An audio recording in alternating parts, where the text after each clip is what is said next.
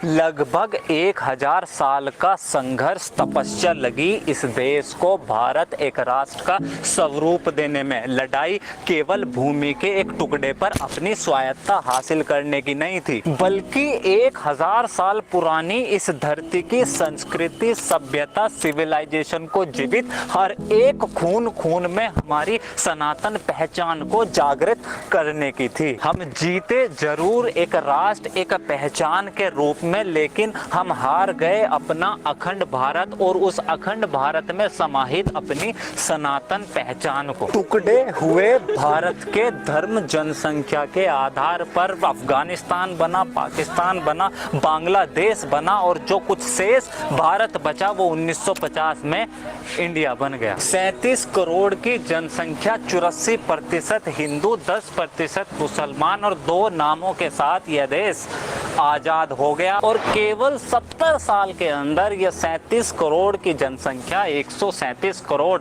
पहुंच गई। गांव से शहरों की ओर लोगों का पलायन शुरू हो गया, स्लम्स ओवर क्राउडेड हो गए, चारों तरफ पोल्यूशन बढ़ गया, 50 नई बीमारियां आ गई, साफ पानी और खाने की किल्लत होने लगी और गरीबी अपने चरम पर पहुंच गई। ऐसा बिल्कुल नहीं था और है कि असामान्य जनसंख्या वृद्धि से होने वाले संभावित खतरों के बारे में किसी को ना पता हो। और आज भी रोजाना हर दिन लगभग 70,000 बच्चे पैदा होते हैं। मात्र 5 दिन के अंदर यह देश एक आइलैंड जितनी जनसंख्या पैदा कर देता। लेकिन आज भारत में जनसंख्या एक राष्ट्रीय सामाजिक समस्या नहीं, बल्कि राजनीतिक सत्ता का स्वार्थ और अपनी संस्कृति, सभ्यता को बचाने की एक आखिरी लड़ाई बन चुका है। सेंसस नहीं है, फिर भी अनुमान के मुताबिक आज 2021 में भारत की जनसंख्या 140 करोड़ पहुंच गई है। करीब 79% हिंदू बचे हैं जो पहले 84% थे और लगभग 15% मुस्लिम आबादी पहुंच गई है। जनसंख्या में यह जानना क्यों जरूरी है कि कितने प्रतिशत हिंदू, मुसलमान या बाकी धर्म है? अगर साधारण शब्दों में बोला जाए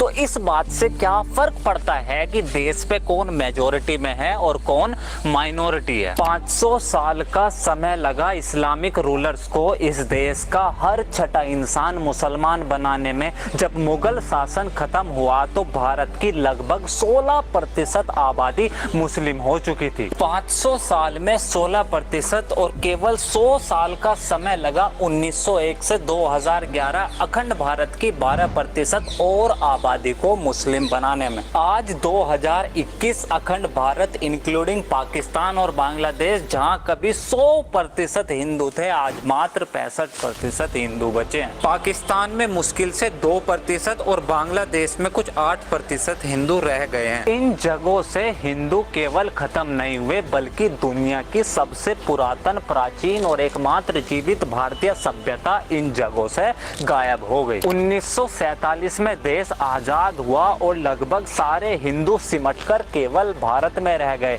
और जब से देश आजाद हुआ तब से मुस्लिम जनसंख्या वृद्धि दर हमेशा हिंदुओं से ज्यादा रहा है। 2011 में भी जहां हिंदू जनसंख्या ग्रोथ रेट 17% थी, वहीं मुस्लिम 25% थी। अगर नेशनल एवरेज देखा जाए तो हिंदुओं की 100 महिलाओं पर करीब 13 बच्चे और वहीं 100 मुस्लिम महिलाओं पर लगभग 16.5 बच्चों का औसत आता है। लेकिन अगर पूरे देश का ना देखे और कुछ खास राज्यों के आंकड़े देखे तो आंखें पूरी खुली और पिक्चर ज्यादा साफ दिखाई देगी। हरियाणा में 100 हिंदू महिलाओं पर करीब 13 बच्चे और वहीं 100 मुस्लिम महिलाओं पर 22 बच्चे। अंतर 9 बच्चों का है। असम में यह अंतर 7 बच्चों का है, केरला में 6, फिर Jammu Kashmir, Bengal and so on pattern यही सेम मिलेगा। अगर इस अंतर से किसी राज्य की जनसंख्या पर क्या फर्क पड़ता है यह देखना है तो देश का सबसे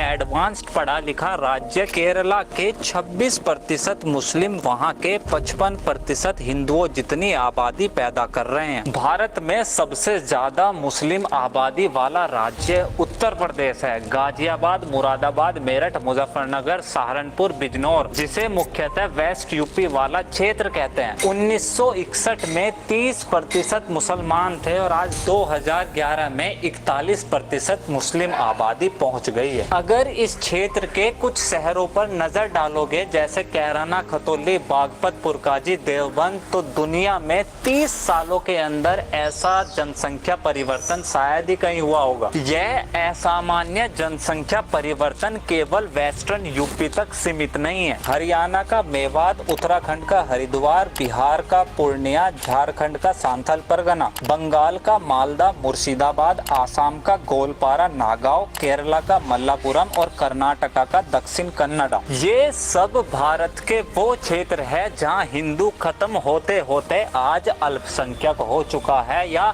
कुछ सालों बाद होने वाला है। ऐसा बिल्कुल नहीं है कि असामान्य जनसंख्या वृद्धि ही ये हो रहे क्षेत्रीय धार्मिक जनसंख्या परिवर्तन का केवल एकमात्र कारण है। रिलीजियस कन्वर्जन का नाम सुना है? पूरा नॉर्थ ईस्ट इसी का उदाहरण है। 1951 में नॉर्थ ईस्ट के अंदर 30% क्रिश्चियन आबादी थी जो 2011 में डबल होकर 63% से ज्यादा हो गई। मेघालय राज्य में यह आबादी 25% से 75% पहुंच गई है। मणिपुर में 12% से 42% और नागालैंड में 46 से 88% पर क्रिश्चियन पॉपुलेशन आ गई है। अरुणाचल प्रदेश जहां यह धार्मिक परिवर्तन सबसे जोरों पर है, 1981 में केवल 4% क्रिश्चियन आबादी थी और आज केवल 30 साल के अंदर 2011 में 30% आबादी क्रिश्चियन बन चुकी है। ये वहम और झूठ दिमाग से निकाल दो कि 1947 का पार्टीशन धर्म, भाषा और एथनिसिटी के आधार पर भारत का आखिरी बंटवारा था। आजादी के बाद भी भारत के अंदर जब कभी भी कोई भाषा, एथनिसिटी या धर्म असामान्य रूप से बढ़ा है या मेजोरिटी में आया है, हर बार उस जगह को एक अलग हिस्सा बनाया गया है। चाहे वो बिहार से झारखंड बना हो, मध्य प्रदेश से छत्तीसगढ़, उत्तर प्रदेश से उत्तरांचल, हरियाणा की मेवात डिस्ट्रिक्ट, केरला की मल्लापुरम, महाराष्ट्र में अकोला एंड मैनी मोर। मकसद किसी खास विशेष धर्म समुदाय के खिलाफ नफरत या द्वेष पैदा करना नहीं है।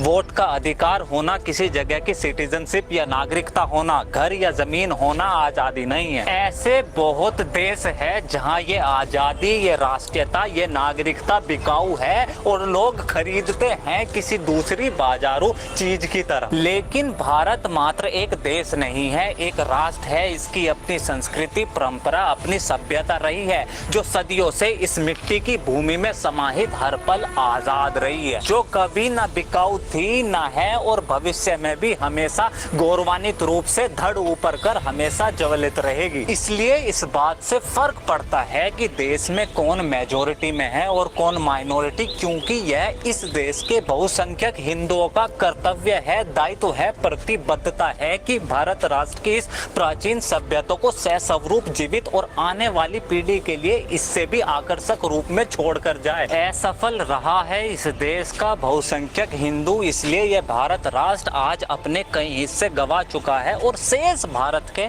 अभी मुश्किल से 70 साल ही हुए हैं और यहाँ आज हमारी मिसाइल्स का नाम ब्रह्मोस है, टैंक अर्जुन है, सैटेलाइट्स आर्यभट्टा है, युद्धपोत विक्रमादित्य है, खेल पदक अर्जुन अवार्ड है और सबसे बड़ा सम्मानित पुरस्कार भारत रत्न है। यही संस्कृति है इस देश की और इसलिए क्या यह देश वर्तमान स्थिति को देखते आज से 200-300 साल बाद इस तरह के नाम और अपनी संस्कृति के प्रति इस तरह के समर्पण की कल्पना कर सकता है? क्या यह देश वर्तमान जनसंख्या आंकड़ों को देखते हुए आज से 200-300 साल बाद 1947 की आजादी और उसके मायने लोगों के दिलों के अंदर उसी रूप में जिंदा रख पाएगा? फर्क पड़ता है देश में कौन मेजॉरिटी में है और कौन माइनॉरिटी।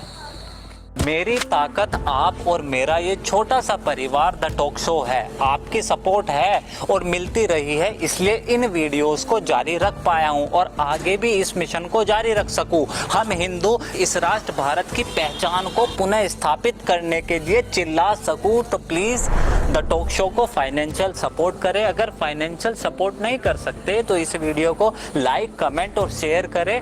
मेरा यह काम पसंद आया तो प्लीज़ इस चैनल को सब्सक्राइब करें। This is Alok Kumar from talk show. Next video. जय हिंद।